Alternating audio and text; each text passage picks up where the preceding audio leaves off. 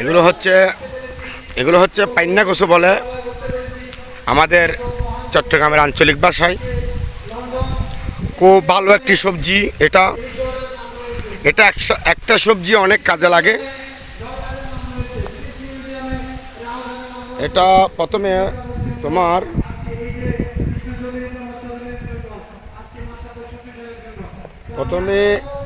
এই যে কচি কচি ডোকা আছে, এই কচি পাতা দিয়ে আপনি যদি,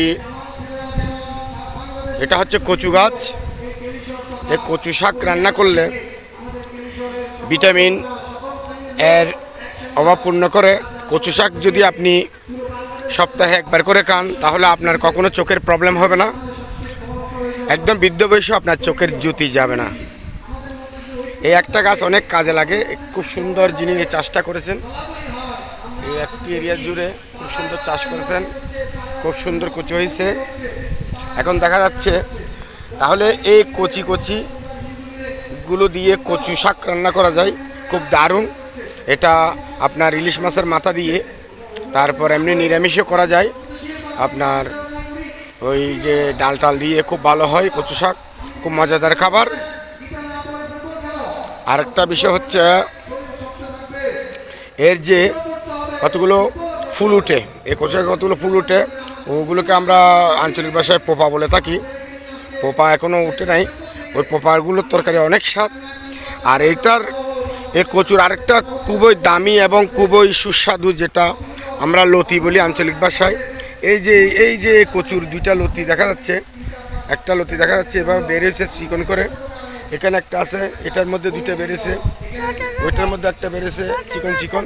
হ্যাঁ, ওই লতিগুলো অনেক দামি, অনেক দামে বিক্রি করা যায়।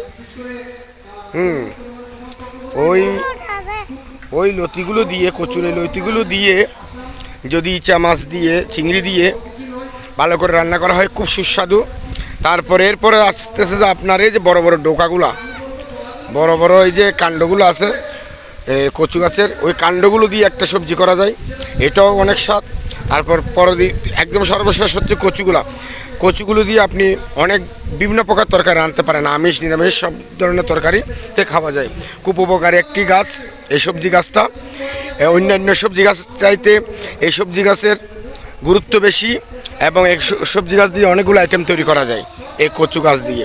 প্রথমে কচু শাক, কচুর ডোগার একটা তরকারি, কচুর লতির একটা তরকারি হয়, কচু দিয়ে একটা হয়, হ্যাঁ, বিভিন্ন প্রকার কচুর ফুল দিয়ে একটা হয়, হ্যাঁ। তারপরে প্রত্যেকটি জিনিস মানুষের শরীরের জন্য উপকারী, এটা কোনো সাইড এফেক্ট নেই এবং ক্ষতিকর কোনো ইয়ে নেই।